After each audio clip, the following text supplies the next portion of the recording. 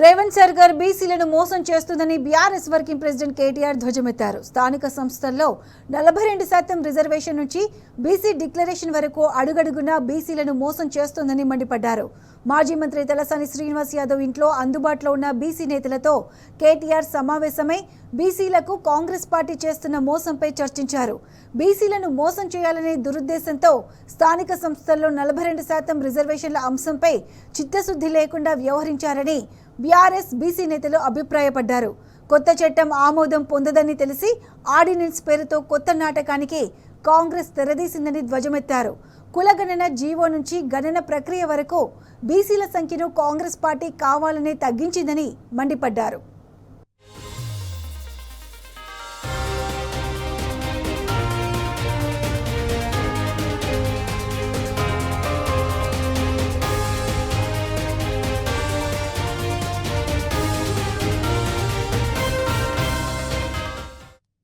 BC declaration పేరుతో Congress party బలహీన వర్గాలను మోసం చేసిందని బీసీ నేతలు అభిప్రాయపడ్డారు.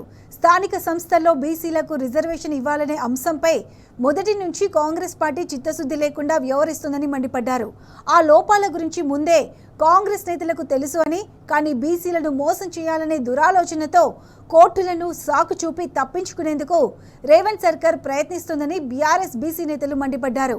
కేంద్ర ప్రభుత్వం ప్రతిపాదించిన కులగణనపై కాంగ్రెస్ సర్కార్ విమర్శలు చేసిందని గుర్తు చేశారు. శాస్త్రీయంగా కులగణన జరగాలని చెప్పింది.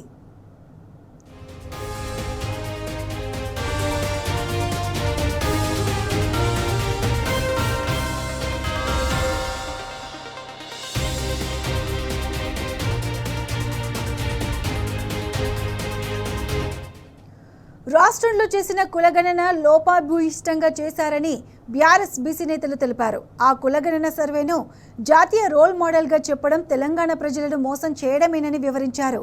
ఇదే అంశాన్ని జాతీయ వేదికలపై ప్రస్తావిస్తున్నారని మండిపడ్డారు. 42% రిజర్వేషన్ల పేరుతో బీసీలను మోసం చేస్తూ బీసీ డిక్లరేషన్ పేరుతో ఇచ్చిన ఏ ఒక్క హామీని అమలు చేయడం లేదని విరుచుకుపడ్డారు.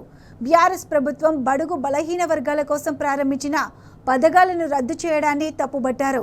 కొత్త పథకాలు ప్రారంభించకపోవడం బీసీలకు కాంగ్రెస్ పార్టీ చేస్తున్న ద్రోహమేనని బీసీ నేతలు మండిపడ్డారు.